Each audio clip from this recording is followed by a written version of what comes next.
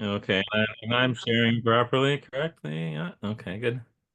Welcome to the Tampa Bay, Florida chapter of the IIBA. Today is April 17th, 2025, our 160th class.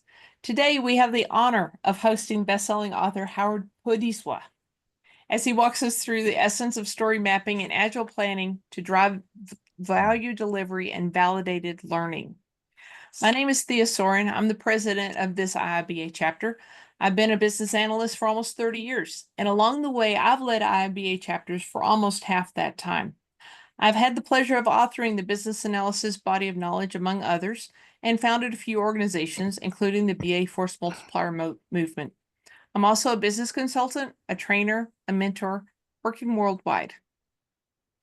For those of you who are new to the IIBA, the International Institute of Business Analysis is the global governing body for business analysts. With about 30,000 members, 120 chapters worldwide, and 7 certifications, we are excited about making the world better, one business, one project, and one life after another.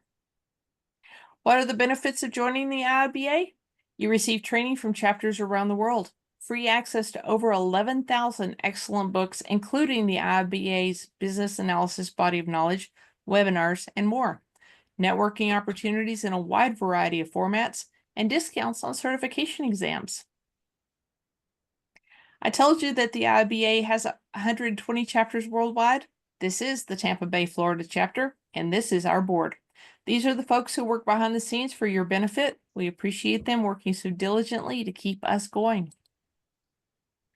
Our chapter strives to build a thriving community of empowered business analysts. Members of the Tampa Bay, Florida chapter are not limited to those who live in the state of Florida. In fact, our members live all over the world. If you do not have an IIBA chapter, Tampa Bay can be your chapter. If you want to join us, reach out to me on LinkedIn. Why would you join our chapter? We offer multiple training sessions each week, including the CBAT prep, all to benefit our participants become better, more impacted business analysts. You can see our upcoming events at our website. Those are kept updated by Esther, Alicia, and Amarachi. Thank you, ladies. And the updates posted across LinkedIn and Facebook by Cliff. Cliff, you rock. You can access over 130 hours of our events on our YouTube, again, thanks to Cliff, and you can get an index to all those recordings at Bob's Amazing Index right here at rpchurchill.com. Thank you, Bob Churchill. While you're at Bob's website, look around. He's got lots of really great knowledge for us as business analysts or interested people who have intelligence. As I'm acknowledging the excellent work of my board members, I want to acknowledge Richard, who has handled our finances and legal filings like a champ. I also want to give a shout out to China and several of our other board members that have helped us a great deal recently. As a result of all of that work and all of those trainings, these folks have reached out to us and said, because of your certification prep, we have been able to pass our certifications. These people obviously value the certifications because they've gone on to lead our chapter and other chapters around the world. I look forward to figuring out how to add the current class to this wall of certifications. As we continue to work for our community, we've created a support for college students. We call them emerging professionals. We want to help them graduate college with not only a degree, but also a membership in a professional organization, ours, a professional certification, and maybe more. Reach out to Kennedy Davis, our Director for Emerging Professionals, for more information. Those of you who live in the state of Florida, if you wish to meet with other business analysts in real life, reach out to me so we can begin a chapter branch near you. In working to enlarge the education of our community, we have partnered with several organizations to get the bleeding edge information out to you. Our number one partner group is you, the IIBA members, and those who participate in our chapter. We're striving to post all of our partner association events, links on our Tampa Bay website events calendar page. Check it out. And benefits of our associations include discounts to our participants. For instance, Watermark Learning has given us a 40% discount to share with each of you at this discount code. This is for all of their products. Adaptive US has given us a 20% discount on all live classes and all on-demand courses, excluding IIBA exam vouchers. If you plan to attend Project Summit Business Analysis World in Orlando, May 5th through 7th, here's a 10% discount for you. And while you're there, Bob and Seamus will be there at our first booth in many, many years. Give a shout out to them. Thank you, gentlemen, for doing that. And because of the association with the BA Force Multiplier movement, you also have a 10% discount on the European Business Analysis Conference, May 14th, 15th, and 16th. Reach out to me on LinkedIn and I'll be glad to give you the links. We know there are jobs out there and we know where the talent is. Reach out to me and I'll play BA matchmaker to get qualified individuals to your desk. I think I skipped a page. Let's see if I can go back. Can't. Tonight we have Howard going to talk to us about agile planning and in story mapping, and we're very excited about that. Next week we have Silas Dolan going to talk to us about measuring the intangible. I'm particularly excited about this because Silas has been doing data analysis for a long time, and it's hard to measure the things that we call good work as business analysts, and he's going to bring some tips and tricks on how we can do that. The following week, Alicia is going to talk about building synergy with global teams. If you've ever worked with teams onshore, offshore, nearshore, it's challenging sometimes. And she's done a fantastic job of it. She's going to have a couple of people join her that have experience working with global teams. So we're going to have a fireside chat. Then, in looking far ahead to August and September, we're going to have 8 weeks of walking through a software development lifecycle. We're going to do a real project. We're going to have people with roles that they can take on and actually walk through an actual project. So I'm really looking forward to that. Now for our presentation, let me make a brief introduction. In this session, subject matter expert Howard Podeswa reveals the transformative potential of story mapping and agile planning. I want you to know that not only is Howard a best-selling author, he provides training for organizations and he provides assistance for businesses in a way that makes it so much better than just trying to figure it out of a book. So I'm going to turn the screen over to Howard now. Thank you very much. And let me just do just a check. Everything looking okay here? You guys hearing me properly? And are you seeing the first slide that says resources? Can Thea? y'all see the slide? I can't see the I slide yet, don't Howard. see it. Seeing it now? No. I saw something that said Nathan Clark. All right, let me go back to I should be sharing. Should be. Let me go back to the share that we were doing before. I've stopped And sharing, so share. I shouldn't be blocking you. I think Here we we go. Okay, so We we're can see good. it now. Thank you. Okay, excellent. Okay, good. You know, you don't want to get halfway through and realize that nobody can see anything. I do that. Thanks a lot, Thea. As Thea mentioned, I've certainly been working with BA for a very long time, since the late 90s. Working with story maps, particularly what we're going to be talking about. Hard to trace it exactly, but I think it's around 2013, maybe, when the teams that I was working with uh, were starting to get into they were getting into agile in a broader way. I guess initially it was a single team here, a little division here, the credit card section department within a bank, deciding to work in an agile manner.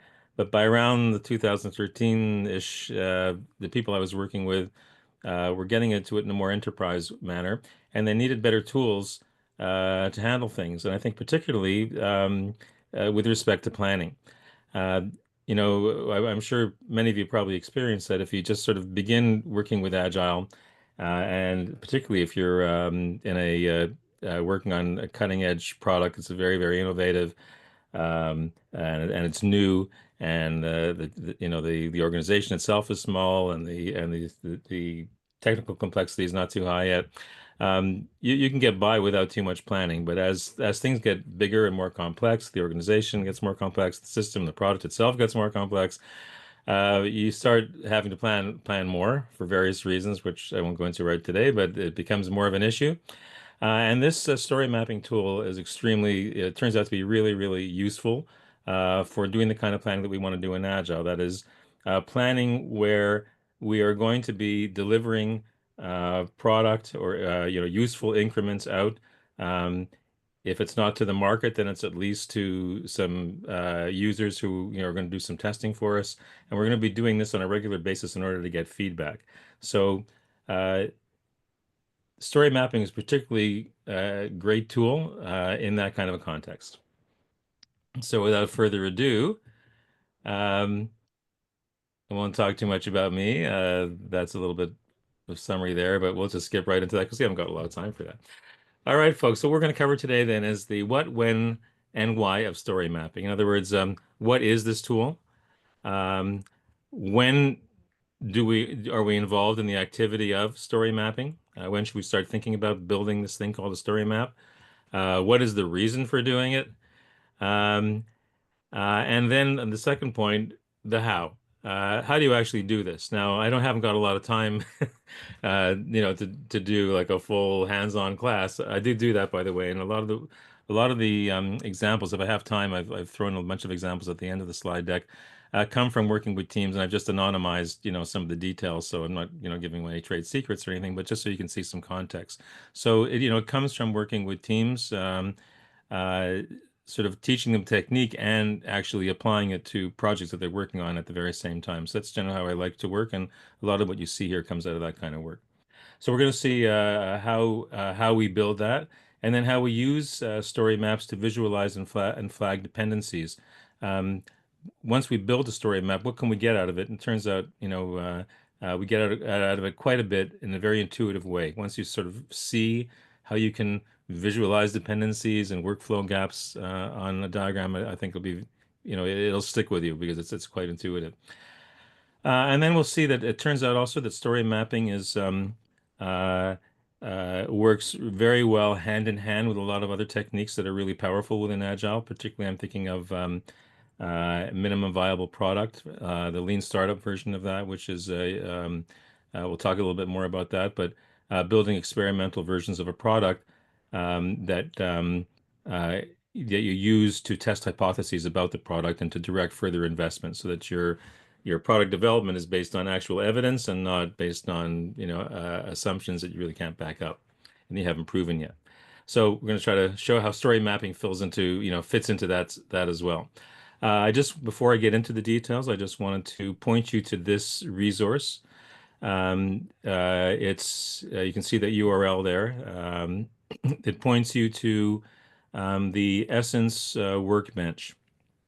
So what this is, for those of you who don't know, is I've been working with Ivar Jakobsen International. Ivar is the person who invented the use case approach, and one of the people who was the beginning, who was the um, one of the, I guess, the original gurus behind the unified modeling language and object orientation and agile, great parts of agile development, the rational unified process. I could go on and on. But anyway, it's been a great pleasure actually be working with him and as an organization. And so we've been developing basically resources to use with story mapping. And so if you go to this URL, you will find a template for story maps. You'll find steps for how to do a story map, and you'll find actually an example where these steps are carried out and additional resources. So I just want people to know that if this sort of tweaks your interest, that's one place to go. And of course, the other place to go is my own book, The Agile Guide to Business Analysis and Planning, which you can get on Amazon and lots of other places as well. So that's if you just want to find out more if this tweaks your interest. So let's get into the first part, the what, when, why of story mapping. So I didn't want to spend too long on this, but just since I'm talking about story mapping, I just want to make sure that everybody listening here, as I don't know what your background is, knows what a story is when I talk about this. So what is a story? I'm talking about a particular usage of the word story. This is not necessarily what you're thinking of if you haven't been introduced to this idea. It really comes out of extreme programming, or XP. Um, you might have heard the word user story. When it was originally introduced, it was just called a story. So I'll start with that. So what is a story? A story is a work item. If you use the Scrum methodology, if you're familiar with that, then I can refer to this as a PBI, or a product backlog item, but it really represents just an item on a to-do list. But not just any item. It should be something, a piece of work that would deliver value, that would be valuable. In other words, if we actually implement this, we got our team to implement this and we gave it to a user, they'd be able to do something useful with it. And it would deliver some sort of a value. We can get into more detail about what I mean by value, but you get the general idea. And it should be small. Oh, just a moment there. I didn't actually move the slide, but the slide moved on its own. So I just want to try to back that up. Just a moment.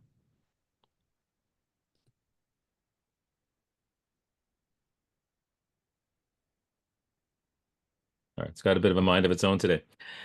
All right, so you should be seeing what is a story now. That's basically what the idea is, and it should be small. What do I mean by small? We can have a whole discussion about that. I will get into that in the slide, but basically, at the very least, let's see if you're following the Scrum methodology, and I'm not assuming that everybody is here, but if you are, then we have these things called sprints that are roughly about a 2-week period. And so a team should be able to implement, a single team should be able to implement one of these work items, the things that we call a story, within this 2-week period. And if you're not using Scrum, maybe you're using XP, then it's a 1-week period.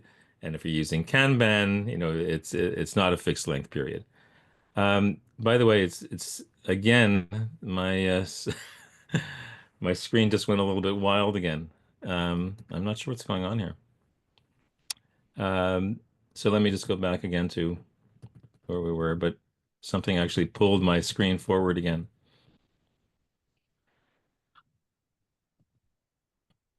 Sorry about the technical problems that we're having here. All right, so I just wanted to show you on this screen here, slide number 6, what is a story, that as long as it delivers value and it's small, it's a work item, then I would consider that to be a story. It does not have to be anything fancy or follow a particular template, but often they do. So one of the templates is the Connextra template, which you may have seen, the as so-and-so, I want to so-and-so, so that. So here I have an example on the right. As a planner, I want to enable dropship product identification and assortment planning so that sales revenue may be increased without added inventory expense. All right, so this is a work item where a user wants to be able to identify a product as being and it should be a drop shippable product, which means I don't want to get into all of this stuff for everybody, but it just means basically a product which the company you're ordering from does not keep in inventory. When you place the order, it goes directly to a third party, to a supplier, and gets fulfilled that way. So you can imagine companies want to start. This is a real retailer who wanted to start adding um, this capability in, so that they could make more money from more sales without having to, add to their inventory expense. So, it could be written that way, or it could be, as on the right, enable dropship product identification. There's nothing fancy there. It's just a few words. As long as people understand what it's about, it's still a story. So let me just back up again here. It's very strange. All right, so then if that's what a story is, what is story mapping? Okay, so story mapping is what we're seeing here, the act of laying stories out spatially. So if we understand now what a story is, then a story map is any time that we decide to arrange these stories somehow or other, we call that a story map. But I mean something much more specific. So if you have a look at the picture that I've got here in front of you, see if I can make some notations here. Here on the left, we have a standard product backlog. That's a fancy word that comes out of Scrum. It just means really a to-do list. And the idea behind story mapping is, what if I took this to-do list, which is really, it's really a one-dimensional thing. It's just it's one item on top of another, on top of another, on top of another, and the relationship of, what's higher and what's lower determines priority. So in other words, The item at the very top is going to be something that we're going to do soon, and the item at the very bottom will be something that we're going to do later. Now, what if we took that idea and we combined it with the idea of a workflow model where the order of the items there isn't about, what order we're going to implement them, what order the team is going to work on them, but instead the order of the items is the order in which people are going to use them in a typical workflow. That's the sequencing. What if we took both of these ideas, sequence by priority and sequencing by workflow, and smashed them together, right, into one diagram? This is the brilliance. A very simple idea. It's brilliant. We would get something like what you see on the right here. And on the right here is an example of a story map uh, for claims. And what you can see here, and I think just a very quick look at the example will give you a real gut level feel for what this is all about.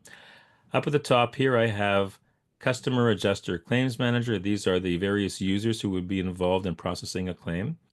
The green items that you'll see here represent sort of big jobs that people do, and I'm going to go right down to the pink items, which represent user tasks or a use case, if you're familiar with that term, or a goal that a user would want to achieve in an interaction with a computer. And you can see here that customers need to be able to log in. They have to be able to update their profile before they can do anything, right? Otherwise, you can't even get into the system. The next thing they need to be able to do is submit a claim. You can't process a claim unless somebody submits it somehow. So this is the point in which that happens. I'm sorry, we just moved back again. I'll back up. Once they do that, they have the ability to revise a claim, but of course, you can't revise unless you've submitted it first. After that, an adjuster can put them into a schedule, a work schedule. They can start adjusting claims. In other words, make a determination about a particular claim that's already been submitted. They can then revise it, adjudicate it, and so on. So that's what we have here is basically the workflow more or less laid out from left to right. We're not trying to be 100%, faithful to the workflow, but we want to get a rough idea about it. And then below this bar here is the implementation side of things. It's how are we actually going to start implementing this? And what you can see here is the very first row here represents what we're going to implement in the first interim period within that release, which if we're using the Scrum methodology, again, and apologies for people who don't use Scrum, but that would be one sprint. And the next row represents another sprint, and so on and so on. Or it could be as an iteration, or if you're using SAFe, also called an iteration, or an arbitrary period when a goal can be achieved. So that's basically the way this thing works. And every row, we can actually see what we're going to achieve. But the beauty of it is that as we're laying out the stories that we want to implement in a particular iteration, we can also see where that story fits into the workflow. And there's a lot of advantages to that because it basically puts the user's perspective in front of us at all times during the planning process. And I don't want to give you the feeling that this entire thing is laid out all at once. We're going to focus at the very beginning of a release cycle on row number 1 because that's what's coming up very first. And we'll be more sketchy about the following rows. And once we complete maybe sprint number 1, which is row number 1, we're going to revisit this diagram and put in more detail on the next row coming up, and so on and so on. It's basically a rolling analysis. As time goes on, we get more and more refinement going on. That's something you should be familiar with as in an agile process. So, what are we trying to sort of achieve with this? Well, people have found certain problems that are recurring problems when they haven't done something like story mapping. And for example, they become sort of a feature factory where they're really good at spitting out features, but the features don't add up to useful functionality. And if this sounds familiar to you, story mapping is for you. Recurring delays due to unplanned dependencies and gaps. Once things do get complicated, and although we like to have stories to be independent of each other and there shouldn't be any dependencies between teams, most of us know that that's not the case in the real world. And when you don't know about a dependency until it's too late, it means that you can't move forward with the story until some other work gets done, which now means that you have an unplanned delay. So because story maps help us see these dependencies, it helps avoid this problem. And then too much time on features customers don't use because we haven't actually maybe spent time testing out cheap, inexpensive versions of those features to see whether or not we're on the right track. And story mapping helps us do that too.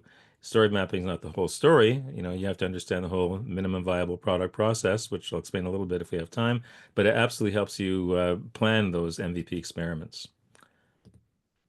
So the benefits of story mapping then are that they help planners visualize user workflow, as I hope you can see through that example throughout the planning process. And because at every row you can actually see the entire workflow end to end, you can get a feeling for what is the user really going to be able to accomplish across that value stream at every sprint or every week or every couple of weeks. And that's really where you can see the real value they're going to be able to get. And the other benefits we already mentioned, the ability to detect dependencies and visualize them easily, and the same thing with workflow gaps, and to be able to plan MVP experiments. So when do we do this? I think we've already sort of gotten a little bit of a feel for it. Um, it's a release planning issue. So if you're doing release planning, this is the time to think about doing story mapping. If you do it on a quarterly basis, same idea. Again, a time to consider doing story mapping. And then at the beginning of each sprint, as you're doing sprint planning, it's a time to revisit the story map and to refine it. And of course, at any time when things change, you're going to go back to the story map. And it's a beautiful thing, by the way, when you walk in. And I remember an insurance company, can't name, I guess, maybe I should. Anyway, in Canada, I did a lot of work for them over many months. And you'd walk into they called it the war room, and it was this room where every wall was filled with story maps, and anybody could walk in and see what every team was doing and what they were planning to do over the course of the release cycle. It was, you know, a beautiful thing to behold. Talk about transparency. So let's just do a quick review of overview of what is in a story map. So I call the top part of the story map the backbone. So that's that section here. Everything above this heavy line, and this is basically where the workflow is laid out. So we lay the users out more or less in the order in which you're going to see them. So these blue cards represent users. I guess, well, I'll get to the cards in a moment on the next slide, but let's stick with the overall right now. So we have users and things that users do laid out more or less in the order of the workflow. Then everything below the heavy line, I call the ribs. I didn't make these up. I got it from somewhere, but I can't remember who was the originator of these terms. Why? I guess you have to think of every one of these items in the backbone as being, oh my God, like a little a spot along your spine, and hanging down from that disc in your spine would be a rib. I mean, you have to picture this. It takes a little bit of imagination. But anyway, so that's the rib section. And as we saw here, every row here represents something that would be accomplished in an interim period. In terms of the cards, so these colors, we generally like to color code the cards, but the colors are not something constant. These are just colors that I use. Just try to be constant within the organization so people, get an idea what things are. So these sort of sky blues colors represent users or user roles. The greens represent activities or sort of big jobs that users do. It's sort of helpful sometimes to think about big jobs before you get into the nitty gritty. These pinker ones here are the user tasks, like log in, update my profile. Again, these are use cases or user goals, if you refer to like those terms. The yellows here represent stories. That, in other words, it's a work item that has been broken up so that it is valuable and small, as we talked about earlier. Epics are work items that we haven't split yet. Eventually, they're going to have to be broken up because most agile methodologies want you to have your work items doable within a tight frame, but you don't need to split everything up initially. We're going to get around to splitting that maybe when we do sprint planning for sprint number 2, which we're not doing yet. We're only at the very, very beginning. What else do I have here? White post-it notes for just general notes that you want to add on. I have these light blue cards on the right that represent goals if we're using the Scrum methodology, and these are sprint goals, but they're basically outcomes higher level outcomes that you want to achieve or business objectives that you want to achieve by the end of each row, right? Each sprint, each iteration. Hypotheses. I've added these to what people often use, and these represent um, things that we don't know, but have to be proven in order for the product to actually be viable. And so I like to have them laid out there because the MVP or the experiment that we're going to do to test this hypothesis is actually going to be laid out to the left on this row. So it's kind of nice to have that in there, and it actually embeds this whole idea of evidence-based planning right into the map itself so that people do it. And then what else is unusual here? I have something called a workaround that I put in there. These orange cards represent a way that we're going to handle software that hasn't yet been written. And yet we still want to put something out there. Maybe we haven't completed the workflow. So there's some initial really important steps in a workflow that we haven't implemented, but we would still like to put out the software anyway, the application out there, so that people can start using it. And maybe we'll start to get a little bit of revenue, and we'll also be able to test whether or not we're on the right track. This is a valuable product. But in order to do that, we may have to do a few little tricks, like somebody might have to do a little bit of manual work. We might have to use an Excel spreadsheet to do something that should be inside the app, or maybe we'll have to use Google Maps for something. So these are workarounds, and I like to put them in there because it also helps you understand the entire experience from start to finish, including workarounds that would be in there in order to make something actually valuable and get something out there to the users quickly. So these are examples of what I mean by a workaround. It's a temporary way to achieve a desired outcome until a permanent solution is available. So in other words, it's a stopgap measure. So for example, a customer ultimately wants to be able to submit a claim using a customer portal, but maybe we want to get something out really quickly and we don't have time to do that properly, but we still want to get claims into the system. So we might instead decide to use a workaround where the customer can submit a claim using an email attachment. Maybe we make a special template available and we send it to them and we ask them to fill it out and just send it to us by email. And that will handle that step for now so we can start collecting claims. Here we have a driver who ultimately wants to view driver navigation information. In other words, they want to look at where they are, where other cars are, where their passenger is. They want to be able to do that inside the app ultimately. But in the meantime, if we don't, if we want to get something out and our app doesn't include that, well, let them use Google Maps. It's not the end of the world. So it's a workaround. And you also see, I've also got some cards in there that are a slightly different color, sort of a light orange. I was running out of colors here. They represent spikes. And what is a spike? A spike, here's an official definition, a time block aimed at answering a question or gathering information rather than producing a shippable product. Basically, it is a way to reserve a chunk of work for someone to do some pre-work on another story. Right? So it might be technical work or it might be analysis. So a lot of us are BAs here. Maybe you have to actually do some examination of business rules before you can even estimate how long it would take to actually do another story that would rely on those business rules. So to make sure that you've allocated time for your work, if you're part of the team, we call that a spike. So all of that, basically, all of these kind of activities can be included in a story map. And we can plan the whole, every sprint out or every interim period out, so we can see how all these kinds of work are actually done. Now, I made the claim that story maps help you visualize dependencies. And again, I was explaining why that's so important because, if you don't know about a dependency and it grabs you unawares, you're going to end up with unplanned delays. So the general rule is this. If we're looking at a particular story, let's say here in this example, revise a claim with verification.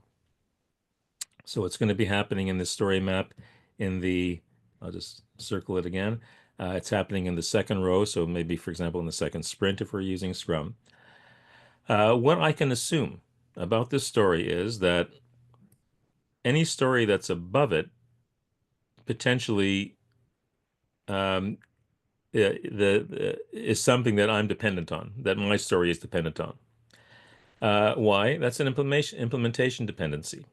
So, for example, if I say that it's going to take X amount of story points or X amount of effort, if we don't understand story points, a certain amount of effort to implement revise a claim with verification, my assumption though is that I've already implemented revise a claim with manual verification. In other words, I've already implemented the ability for somebody to look at a claim that they've previously submitted, make some changes to it, and manually look at it and say it looks okay to me, right? And click and say yes.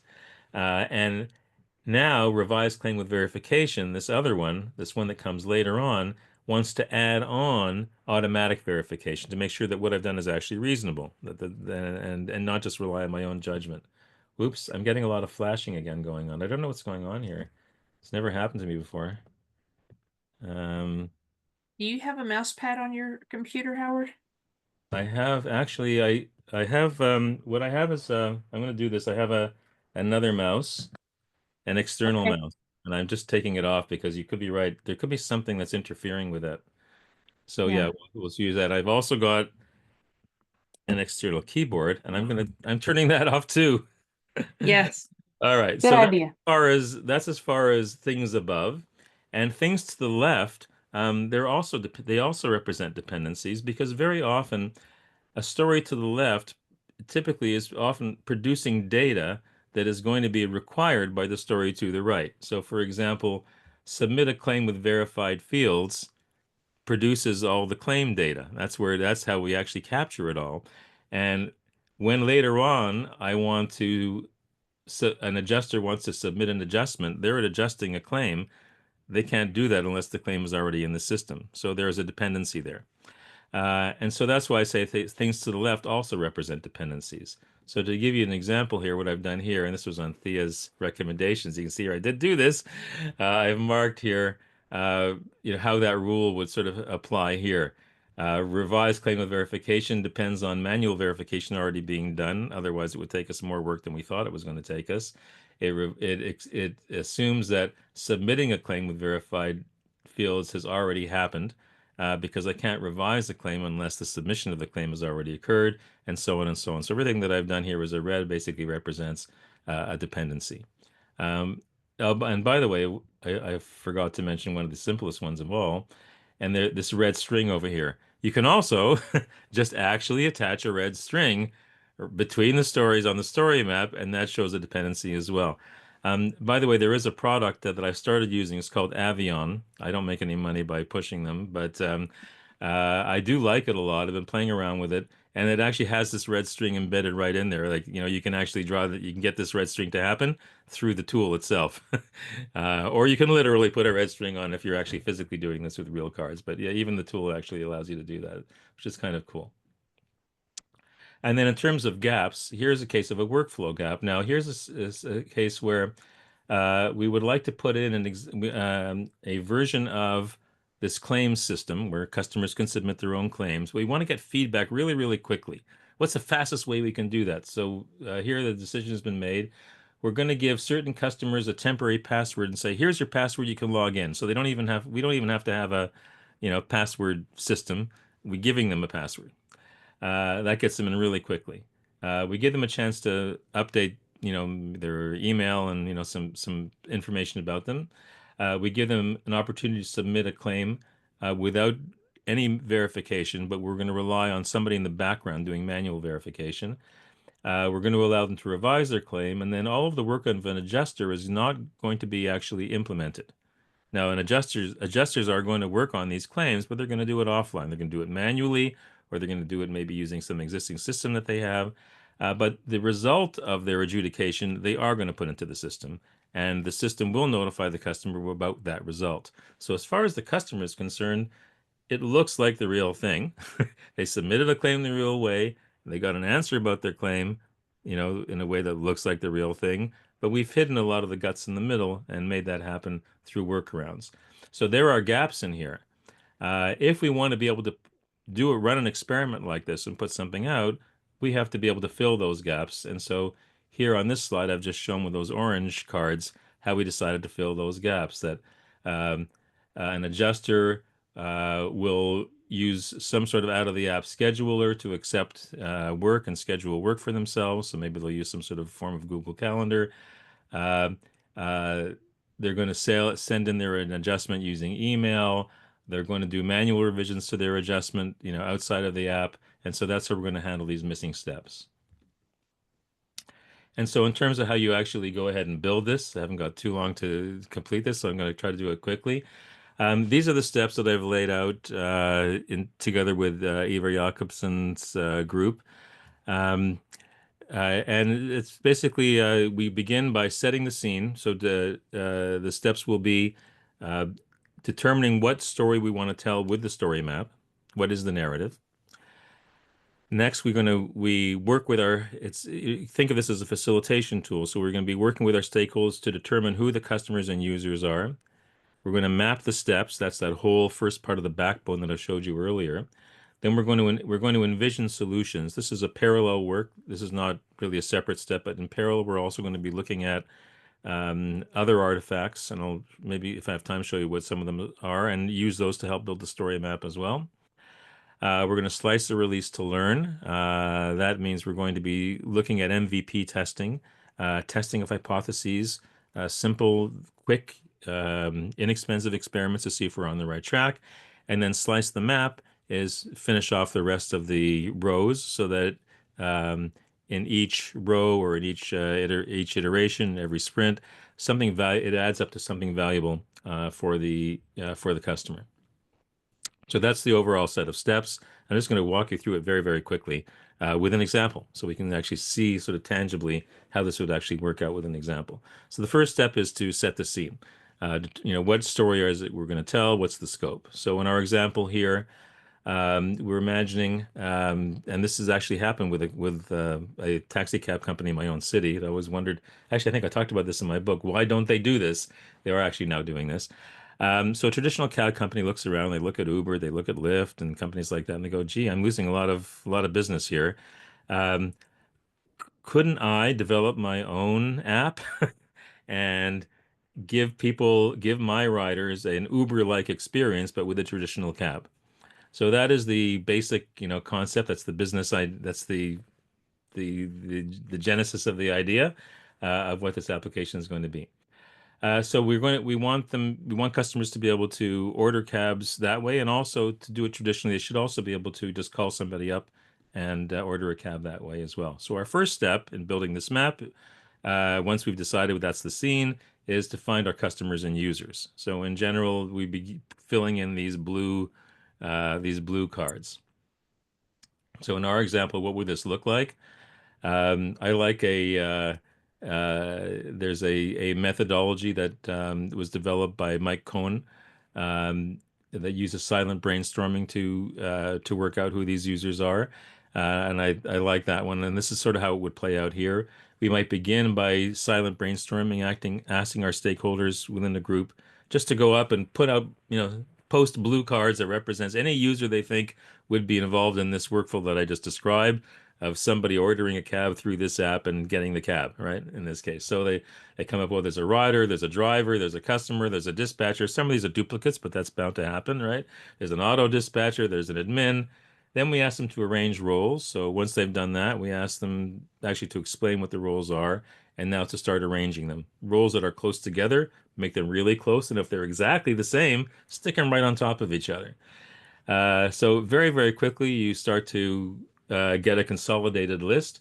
And so the third step is to actually consolidate that list and say, okay, well, a rider and a customer, for example, are the same thing. So that'll just be a single person. A driver is a driver, but a dispatcher and an administrator are the same thing. We'll choose one. Actually, I'm not sure if I actually stuck with a dispatcher or administrator in this example, but anyway, here it looks like it's dispatcher. And an auto dispatcher is going to be the piece of software that does what a human dispatcher would normally do. In other words, match drivers with cars. And that's what we're going to be developing. So we need all of these. We need the human dispatcher as well because people are still going to be calling in rides, and this human dispatcher is going to have to book rides on their behalf. So the next step now is to start to map the steps. We start to say, okay, now let's lay out these users in the order in which they would use the system, and be involved in this workflow that we discussed of, and in this case, booking a ride. And let's map out all the steps. So what happens in that situation? We end up, after a bit of work, with a picture that looks like this. So a rider wants to book a trip. What does that mean? They need to set up their pickup and drop off, right? Where am I going to be picked up and where do I want to go? They want to view an estimate, right? So then the next thing I want to do is I want to be able to know how much is it going to cost me, right? And how long. That's my estimate. Then they want to do a confirmation. Yes, I want to go ahead. At some point, once they've confirmed, they want to be able to reach out to the driver and say, "Hey, I'm actually over here at this place," or I'm the person with the blue, wearing the blue coat. And then finally, they need to be able to conclude the trip, all the things you do at the end of the trip, where you tip the driver, you make your final payment, and so on. At any time, they want to be able to navigate. At any time, they want to be able to manage payments, in other words, add credit cards to their profile. And not during a trip, but at any other time, maybe sometime during the week, they might want to just review the kind of trips that they've made. So these are all things that riders need to be able to do. And then we think about, once this rider has actually confirmed that they want to go ahead with the trip, we want our auto dispatcher, this is our automated version of a human dispatcher, to be offering this ride to drivers in the vicinity. Can you do it? Can you do it? Can you take it? Can you take it? Until somebody picks it up. And then driver, if you look about the interface, what their version of the app would look like, they need to be able to accept or reject a ride that's offered to them. They need to be able to confirm that they have picked up this person, right? Or that the person didn't show up when they went there to pick them up. They have to be able to reach out to the rider at any time, and they have to be able to do whatever happens at the end when they drop the person off and end the ride. And then asynchronously, they need to be able to send their location into the system. They need to be able to view driver navigation information. They able, the kind of things I talked about. Where am I? What does the traffic look like? Where's my destination? Where's my passenger? And so on. So these are all the kind of steps that we find there. And we think about the administrator, that's the human dispatcher. And yes, I did make a mistake there. I decided to use, in the end, the administrator is the word for that. They need to be able to book on behalf of a passenger, offer rides to drivers manually, view cars to see where they are on the road, replay, track, and do various investigation tools, which I won't go into right now. Basically replay what went on during the day. So that basically sets out the top piece. Envision Solutions says is a step where, in parallel with all of that, we also do some research and about, maybe there's some BA artifacts that are out there already that can help us. So, for example, if you have a business process model, a lot of those steps within that business process model correspond to the pink items, the user tasks. So really, if you have a business process model already available to you, you can use that to create the beginning of this map. And I just wanted to get that across. And the same is true with other artifacts as well, like use cases. Once we have that set up, we now start to look at what the first iterations of the first rows are going to look like. And if there is some uncertainty about the product that we're about to develop, or about the new release of the product, or the new features that we're about to develop, we want to test those assumptions out. And so that's what this step, slice or release to learn, is all about. Create a release targeted at a small subset of users to see if we're on the right track.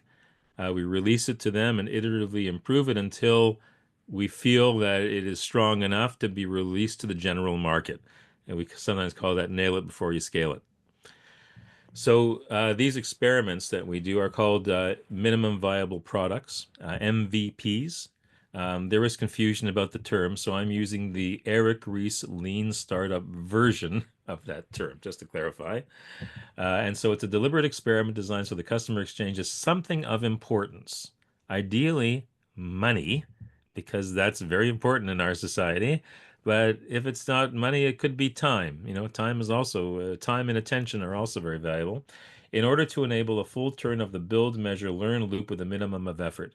So in order so that we can basically get some feedback and learn whether or not we are on the right track, and we should keep going in the direction we're going, tweak and tweak and just make it better. Or maybe our assumptions are totally wrong, and this is not going to be a good idea at all. I'm going to give you a quick example, by the way, of how this worked out. I have a diagram at the end, but I don't know if we're going to have a chance to show you the story map for that.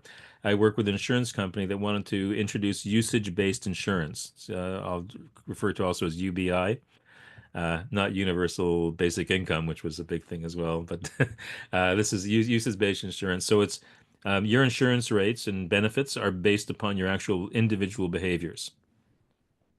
They wanted to introduce it, and it cost them a lot of money to do this. There's look like a great business case for it, but the whole thing would fall apart if customers would just say no. There's no way, because in order for you to do this, you're going to have to track my behaviors. And I don't want an insurance company tracking my behaviors. So there was a lot of uncertainty whether or not this would be acceptable.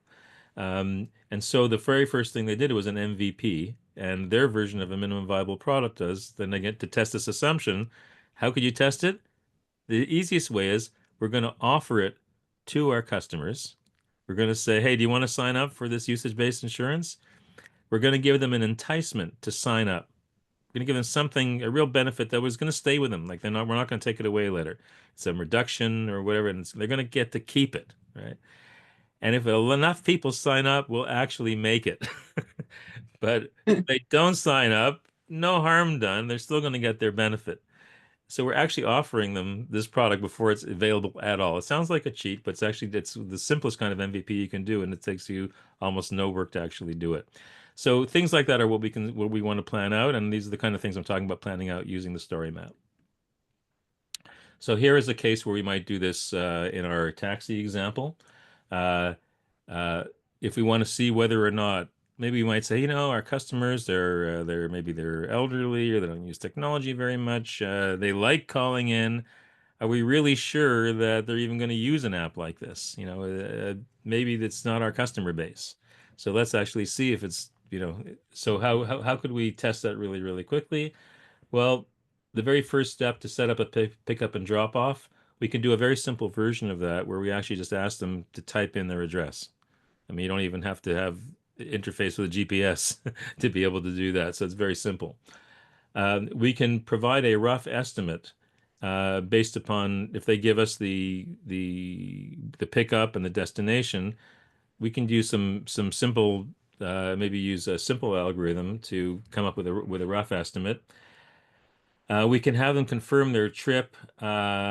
That step will be done just with a yes, but we won't put a hold on the card because our app does not have, we haven't yet synced up with a credit card.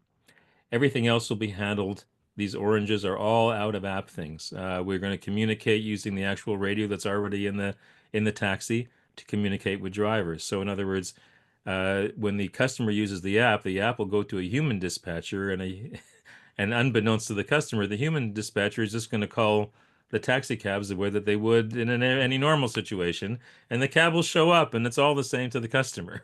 But we're actually going to get customers who are going to be able to order through an app now without having to call. And that's something new, and it'll be a way to see whether or not we get any pickup. And if we do, we'll start adding more and more functionality until we get it to a robust enough state where it's actually worth putting out to the market, or we may decide along the way that we're just not getting enough pickup and we shouldn't develop it. By the way, I did this with my own company. We wanted to develop a service for evaluating the BA practice within an organization, and it would cost a lot of money to actually develop this. We want a full 360 evaluation. We did an MVP, and we didn't get enough pickup, and we just found that there weren't enough customers who were willing to buy it. So we spent a little bit of money on a demonstration product, and in order to avoid spending a ton of money on, the actual product. And, sometimes that's just as good, finding out that you shouldn't be wasting your money. And then finally, we sliced the map. And so we sliced the map horizontally. In other words, I mean, row by row by row.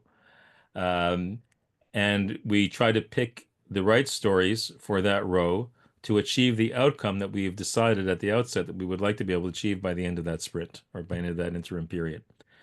And so each of these, what we achieve, basically, we're going to achieve at the end of each sprint is something you might refer to as a minimum marketable release, as something that is would be perceived as valuable, a combination of features that would be perceived as valuable if given to a customer. It doesn't necessarily mean that we're going to release it to the general market, but it would be perceived as valuable if we did. Often we do release them as sort of mini releases, mini, like it's the 1.2, right? 1.3 as opposed to a major release, but doesn't even have to be that. So here's an example where we're doing that. Maybe after we've done what I said about for the MVP, we decide that for the next, we can get something that would actually be like the first was just really to test whether or not we're on the right track. This might actually be valuable. If we actually allow the rider to confirm their pickup using a map and not actually type it in, that makes it a more robust thing. It's more close to a real Uber experience.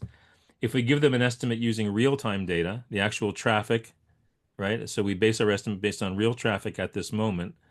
Then we can actually confirm, right? In other words, that can be an estimate that's a real estimate. By the way, the company in Toronto, where I am, does not have confirmed estimates, right? So this cab company has done it. They haven't gotten to row two yet. Their estimates are only, it's still valuable though when I use the app because it tells me roughly whether or not they're going to be cheaper than Uber, and that's what I use it for. I use it during surge times. But anyway, that's a little side thing.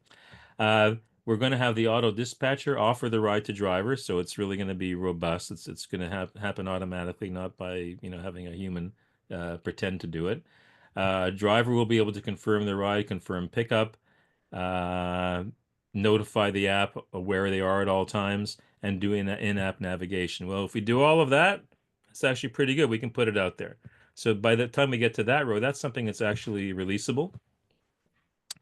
The next row, we have a row that delivers a pre-booking capability where you can actually start to pre-book. And I've also added in the ability to make in-app payments.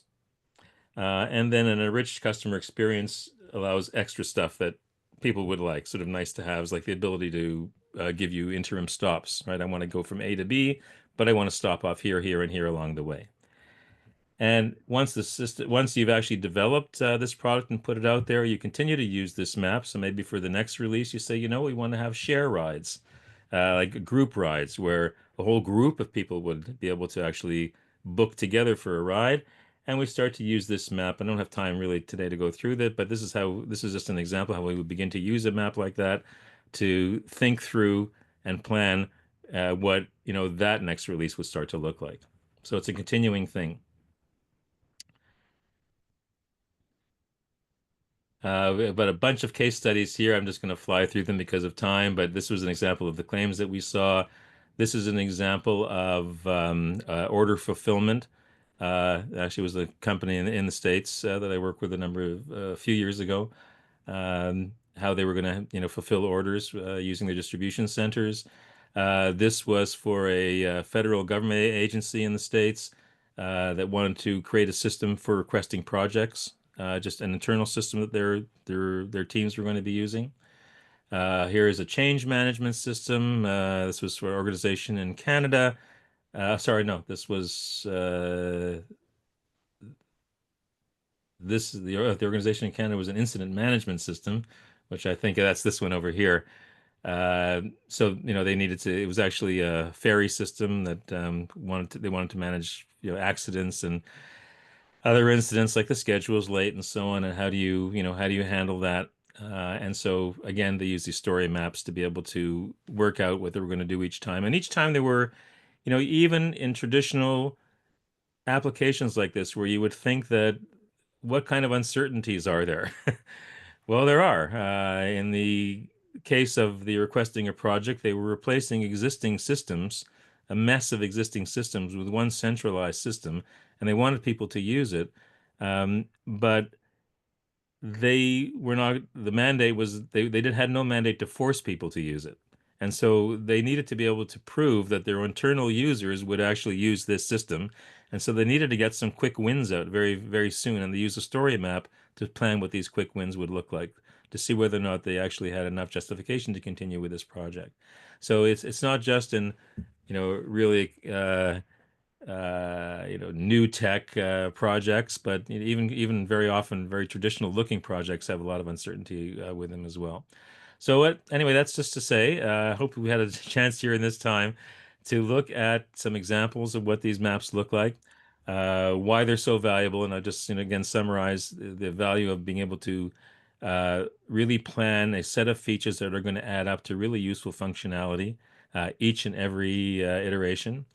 To be able to plan these MVP experiments, to be able to see where there are gaps that you either have to fill with programming or with workarounds, and to see where there are dependencies, and so that you can plan for them and they don't hit you unawares and cause unplanned delays.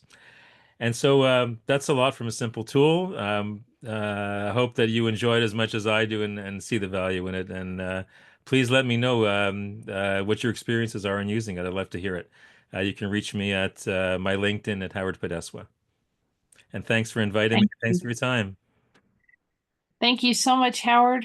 This has been a pleasure. I want to tell y'all, Howard didn't say this, but I hope you got it.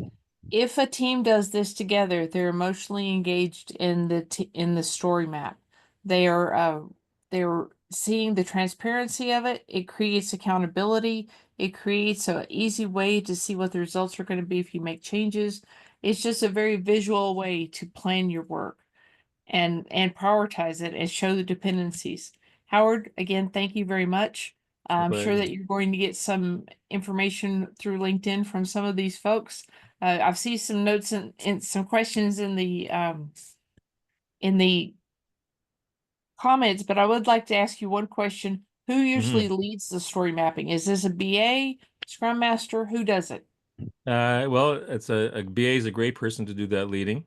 It can also be the product owner, and it might be a proxy product owner. Okay. Those are all Which people. is usually the BA anyway, right? Yes, that's actually true. That's right. But they're not Right. always called a BA in every organization. Yeah. Well, Yeah. as Laura says, if you have a successful project, you've got somebody doing BA work in it. Yes, So that's right. That is that's where we are. absolutely true. When you poke around, there is always somebody who is doing that work, and Mhm. but it's especially in smaller companies, they're often not Yep. called BAs. They might be that's that person from marketing who's the one who talks to the customer, but that's the BA there. They're doing the BA work. Yeah, yeah, Okay, yeah. guys, join us next week. Silas Doolin is going to be talking about measuring the intangible, the enduring value of business analysis in an age of AI. So that's going to be a fantastic talk. I'm really looking forward to it. And I will see y'all next week. Thank you so much. Thank you again, Howard. Thank you. You're welcome. Great. Thank you. See you guys. Bye.